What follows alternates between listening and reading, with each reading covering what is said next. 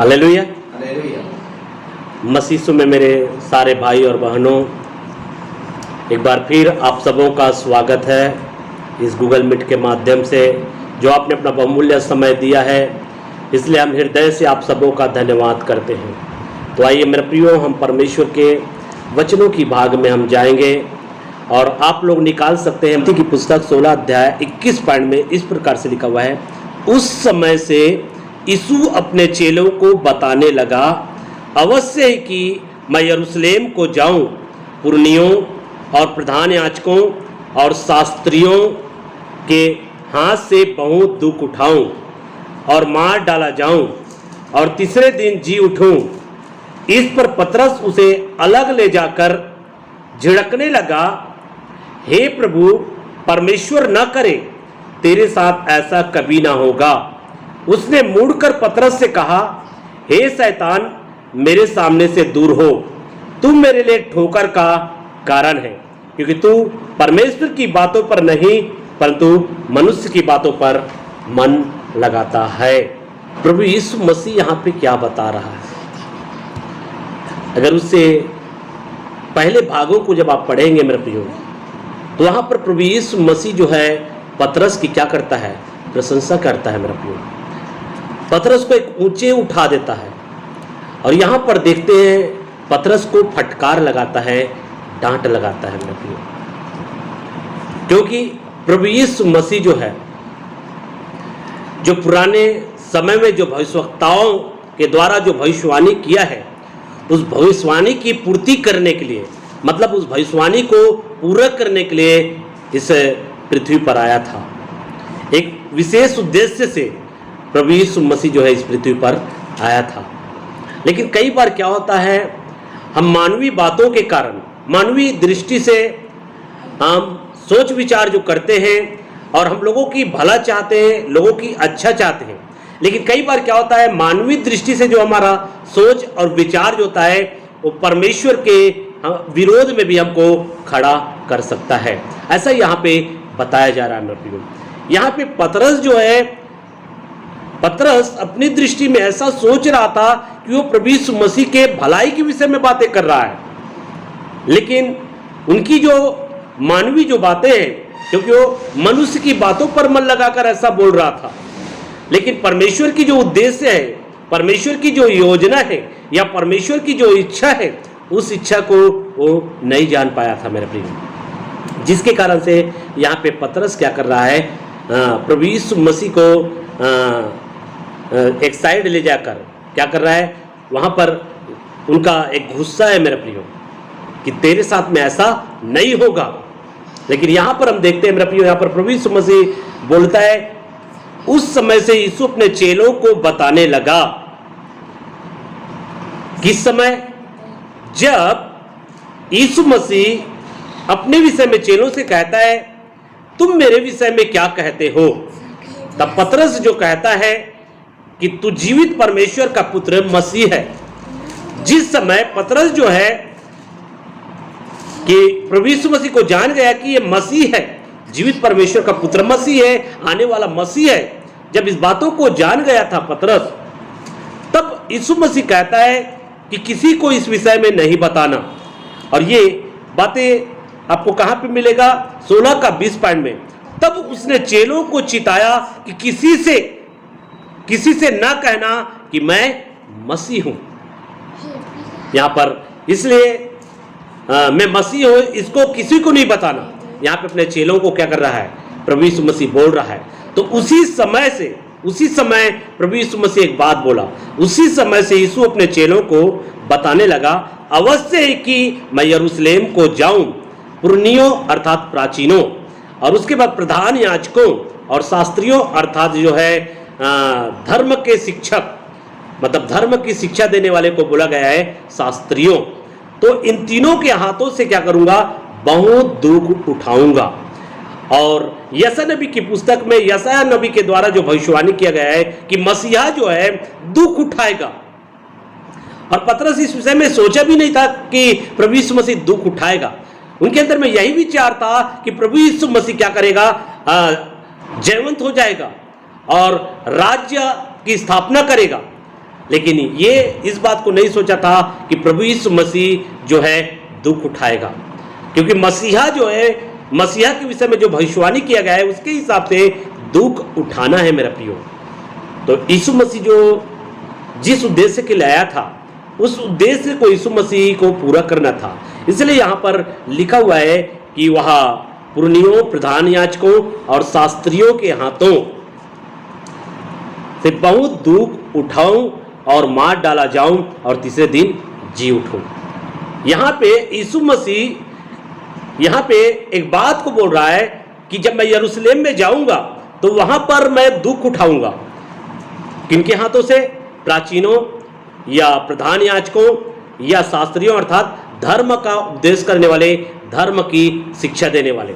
यहाँ पर यीशु मसीह को जो दुख देने वाला हो कोई और नहीं, परंतु यहाँ पर प्राचीन और महायाजक, प्रधान महायाजक और साथ साथ में जो है धर्म की शिक्षा देने वाले, अर्थात पुराने व्यवस्था की व्याख्या करने वाले, पुराने व्यवस्था को सिखाने वाले, पुराने व्यवस्था की शिक्षा देने वाले, ये है धर्म की शिक्षा देने वाले। मूसा के द्वारा जो दिया गया था व्यवस्था, उनको लोगों को सिखाते थे, उनको पढ़ते थे, लेकिन उसमें जो मसीहा के बारे में लिखा गया है वो उनको समझ में नहीं आ रहा था, वो उनको समझ में नहीं आ रहा था।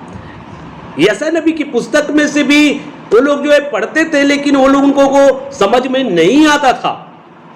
लेकिन यहाँ पर देखिए, यहाँ पर बोला जा रहा है कि प्राचीन जो लोग दुख कौन दिया यीशु मसीह को? वही लोग जो व्यवस्था को जानते थे या व्यवस्था की शिक्षा देते थे।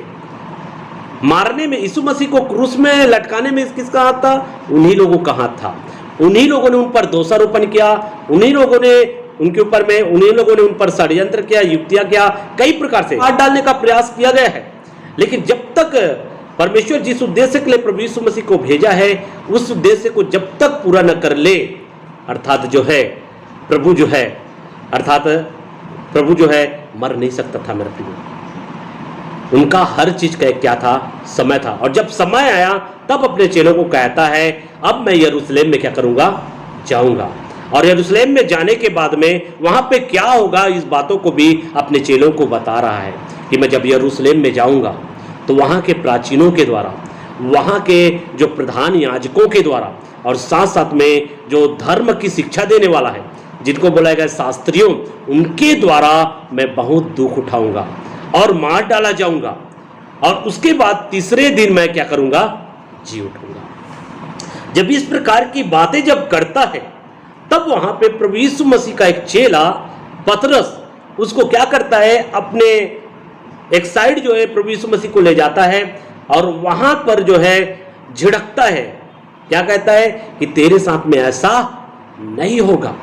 मेरे प्रियो, अगर यीशु मसीह के साथ में वो सब चीज नहीं होता, अगर यीशु मसीह जो है अगर दुख नहीं उठाता, यीशु मसीह दुख क्यों उठाया?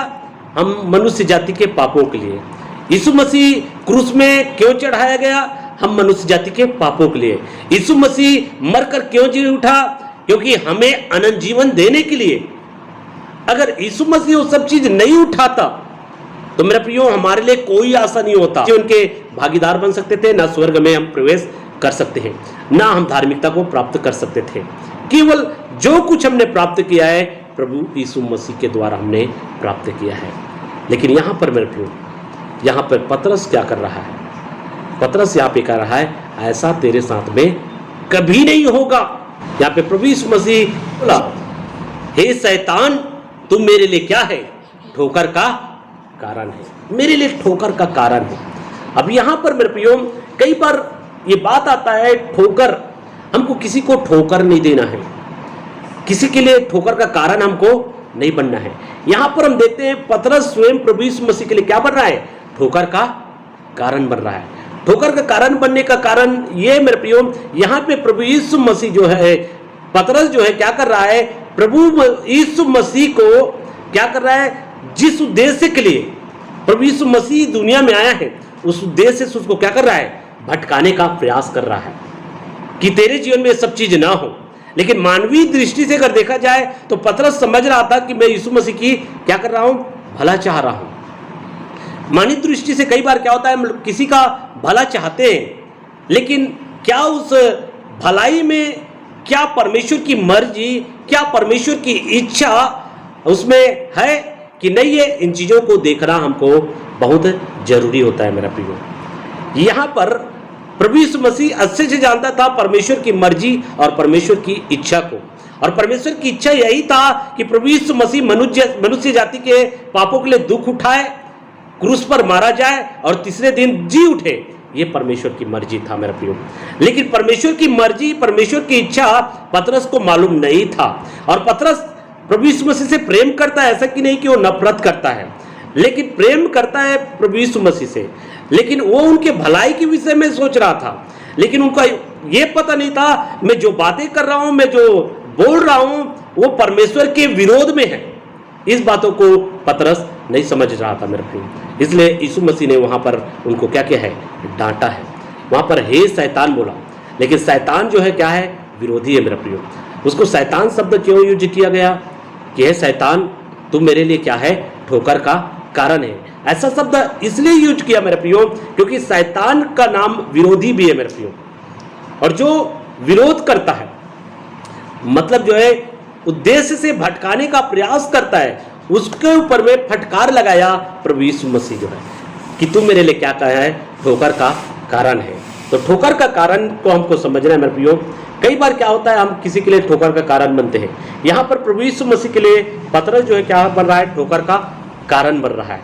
क्यों ठोकर का कारण बन रहा है? ऐसा तेरे जीवन में ना हो, ऐसा तेरे जीवन में ना हो। कहने का मतलब है उसको परमेश्वर की मर्जी और परमेश्वर की इच्छा से क्या कर रहा है, पतरस जो है उसको हटाने का प्रयास कर रहा है। कोई भी व्यक्ति अगर आपको परमेश्वर की मर्जी से हटाने का प्रयास करता है, प्रभु की इच्छा के विरुद्ध में अगर आपको ले जाता है, तो वो आपके लिए ठोकर का कारण है मेरे प्रियो। ना किसी को हमको ठोकर देना है। और यहां पर मेरे प्रियो पतरस जो है प्रभु यीशु मसीह के लिए ठोकर का कारण बन रहा है मेरे प्रियो। तो इस पार से हमको एक सीख मिलता है कि अगर हम किसी को भी परमेश्वर के जो वचन है, परमेश्वर की जो शिक्षा है या परमेश्वर के वचन है, उस वचन से अगर हम उसको बेसाइड करते हैं या उस वचन के विपरीत अगर हम बोलते हैं, उस उद्देश्य के विपरीत अगर हम बातें करते हैं, तो वो मेरे प्रियो ठोकर का कारण होता है। इसलिए यहाँ पर पतरस और प्रभु यीशु मसीह के द्वारा एक बात आपको सीखने को मिलेगा मेरे प्रियो। यहाँ पे यीशु मसीह जो पतरस को कहा तुम मेरे लिए ठोकर का कारण है, तो कई लोग आपके लिए भी ठोकर का कारण हो सकता है मेरे प्रियो। कई लोग जो है आपको परमेश्वर की जो मर्जी है या परमेश्वर की जो उद्देश्य है, उस उद्देश्य से आपको भटका सकता है मेरे प्रियो। कहने का मतलब है परमेश्वर की जो मर्जी है, आप मनुष्य हैं और मनुष्य होने के नाते मेरे प्रियो कई बार क्या होगा, परमेश्वर की मर्जी से, परमेश्वर की इच्छा से आप क्या हो सकते हैं, भटक सकते हैं मेरे प्रियो। लेकिन भटकाने में किसी और दूसरे व्यक्ति बन सकता है मेरे प्रियो, और उसी को कहा गया है ठोकर का कारण। इसलिए ठोकर का कारण हमको नहीं बनना है। कभी भी हमको किसी को परमेश्वर की मर्जी से कभी भी हमको नहीं भटकाना है मेरे प्रियो। जब तक हम अच्छे से नहीं जानते हैं, जब तक हम अच्छे से नहीं जाने हैं, हम किसी प्रकार से मेरे प्रियो हो सकता है हमारे अंदर में ऐसा विचार आ सके, हम उनके भलाई के विषय में सोच रहे हैं, उनके फायदा के विषय में सोच रहे हैं, लेकिन हमको जो है उन विचारों को देखना है मेरे प्रियो। हमारा अंदर में जो विचार आ रहा है किसी के भलाई के प्रति या किसी के अच्छा करने के प्रति, लेकिन वो जो विचार जो है क्या परमेश्वर की मर्जी और परमेश्वर के उद्देश्य से मिलान करता है कि नहीं करता है, इन चीजों को हमको देखना जो है बहुत जरूरी रहता है मेरे प्रियो। अगर हम ऐसा नहीं देखेंगे मेरे प्रियो, तो हम अनजाने में कई लोगों को क्या बन सकते हैं, ठोकर के कारण बन सकते हैं। जैसे कि यहाँ पर स्वयं पतरस जो है यीशु मसीह के लिए ठोकर का कारण बन रहा था मेरे प्रियो। इसलिए हमको परमेश्वर के वचन, परमेश्वर की मर्जी और परमेश्वर की इच्छा और परमेश्वर की मर्जी को हम कब जानेंगे, जब हम पवित्र शास्त्र में अधिक से अधिक मन लगाएंगे मेरे प्रियो। पवित्र शास्त्र को अधिक से अधिक पढ़ेंगे, तभी जो है मेरे प्रियो। और दूसरी चीज, जो पवित्र आत्मा पर निर्भर होकर हम चलेंगे मेरे प्रियो, तभी हम दूसरों के लिए ठोकर का कारण नहीं बनेंगे। नहीं तो हम अनजाने में कई बार जो है हम कई मनुष्यों के लिए ठोकर का कारण बन सकते हैं मेरे प्रियो। इस पाठ के द्वारा मेरे को एक सीख मिलता है मेरे प्रियो कि हमको दूसरों के लिए ठोकर का कारण नहीं बनना है मेरा प्रियो। और यहाँ पर स्वयं पतरस जो है प्रभु यीशु मसीह के लिए ठोकर का कारण बन रहा है मेरा प्रियो। और इसलिए पतरस को कहता है तुम मेरे लिए क्या है, ठोकर का कारण है। तो मेरा प्रियो यहाँ पे प्रभु यीशु मसीह ने पतरस को क्या किया है, एक डांट लगाया है मेरा प्रियो, पतरस को एक फटकार लगाया। इसका मतलब ये नहीं है मेरे प्रियो कि प्रभु यीशु मसीह जो है पतरस से प्रेम नहीं करता, वहां पर प्रभु यीशु मसीह पतरस से प्रेम करता है। लेकिन पतरस जो बातें बोल रहा था वो मनुष्य के विचार से बोल रहा था, मानवीय बातों में होकर बोल रहा था। और हो सकता है पतरस ऐसे बातें करूंगा तो प्रभु यीशु मसीह मुझको अच्छा समझे, लेकिन मेरे प्रियो पतरस जो है अपने जीवन में परमेश्वर की मर्जी को जान नहीं पा रहा था, परमेश्वर की इच्छा को जान नहीं पा रहा था मेरा प्रियो। लेकिन वहां पे फटकार जब लगाया मेरे प्रियो, प्रभु यीशु मसीह जब उसको फटकार लगाया मेरे प्रियो, तभी जो आगे बढ़कर हम देखते हैं पतरस कितना सामर्थी सेवक बना है। जो जब एक सेवक, जब एक प्रभु का भक्त, जब एक परमेश्वर का दास, जब जहां पे मिस्टेक करता है, जहां पे गलती करता है, वहां पे फटकार जब लगाता है और उस फटकार को सहकर चलता है, आगे चलकर वे बड़ी सामर्थी प्रभु के लोग बन सकते हैं, परिपक्व परमेश्वर के दास और दासी बन सकते हैं, बेटी और बेटा बन सकते हैं। इसलिए इस पाठ के द्वारा मैं आपको एक सीख देना चाहता हूं मेरा प्रियो कि कभी कभी आप अपने जीवन में जब त्रुटियां करते हैं, मिस्टेक करते हैं और कभी कभी परमेश्वर के वचन के बेसाइड हो जाते हैं, तो वहां पर जब आपको फटकार लगाया जाता है मेरे प्रियो, उस फटकार की अवस्था में अगर आप फिर भी परमेश्वर से प्रेम करते हैं या जो आपको फटकार लगाता है उससे प्रेम करते हैं, तो आगे चलकर जो है आप बहुत सारे लोगों के लिए बड़े आशीष का कारण बनेंगे मेरे प्रियो। जैसा पतरस जो है हजारों लोगों के लिए जो है आशीष का कारण बनना है। अगर ऐसा आप बनना चाहते हैं मेरे प्रियो, किसी प्रकार का फटकार लगाया जाता है उसको बुरा मत मानना मेरे प्रियो, उसको क्या करना, उससे सीखना मेरे प्रियो। और सीखोगे तो आगे चलकर बहुतेरे लोगों के लिए आशीष का कारण बनोगे और स्वयं आशीष में होंगे मेरे प्रियो। तो इन वचनों द्वारा प्रभु आपको आशीष करें।